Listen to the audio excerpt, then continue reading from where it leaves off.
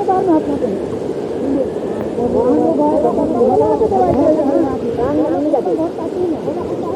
ગામની અંદર અગ્નિ સંસ્કાર કરતી વખતે ભાઈની ડેથ બોડી પાણીની અંદર તણાઈ ગઈ। મિત્રો, અત્યારે એક ઘટના જે સામે આવી છે, ખરેખર આ એક 2 મિનિટનો વિડીયો તમે સાંભળતા જજો।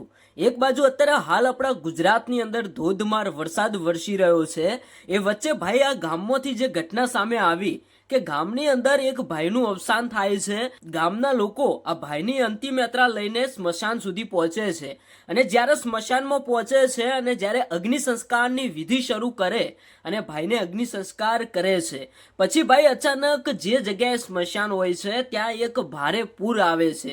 એક બાજુ ગુજરાતની અંદર ધોધમાર વરસાદ પડી રહ્યો છે અને આ ભાઈના અગ્નિ સંસ્કાર ચાલી રહ્યા હતા, એ વચ્ચે એક નદીમાંથી એક ભયાનક ખતરનાક પૂર જેવી સ્થિતિઓ સર્જાય છે અને આ ભાઈના જે અગ્નિ સંસ્કાર ચાલી રહ્યા હતા એમની ડેથ બોડી ભાઈ પાણીની અંદર તણાઈ જાય છે। આ વિડીયો વાયરલ થતા ઘણા બધા લોકોએ દુઃખ વ્યક્ત કર્યું। એક બાજુ એમના પરિવાર ઉપર એક મોટો દુઃખનો પહાડ તૂટી પડ્યો છે અને ભાઈ જ્યારે સ્મશાનની અંદર અગ્નિ સંસ્કાર ચાલી રહ્યા હતા ત્યાંથી કંઈક એવા સમાચાર મળ્યા કે જે ભાઈની અગ્નિ સંસ્કારની વિધિ ચાલી રહી હતી એ ભાઈની ડેથ બોડી પાણીની અંદર આવી ગઈ।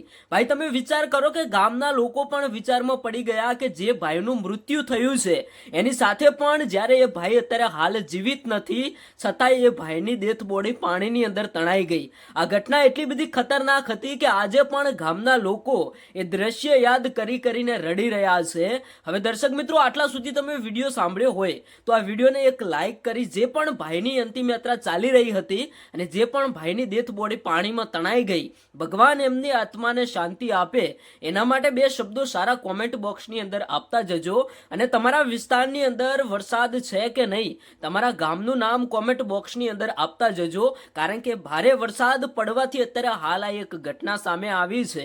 દર્શક મિત્રો, વધારે તો કંઈ કહેવું નથી, ભગવાનને એક જ પ્રાર્થના કરજો કે આ ભાઈની આત્માને ભગવાન શાંતિ આપે।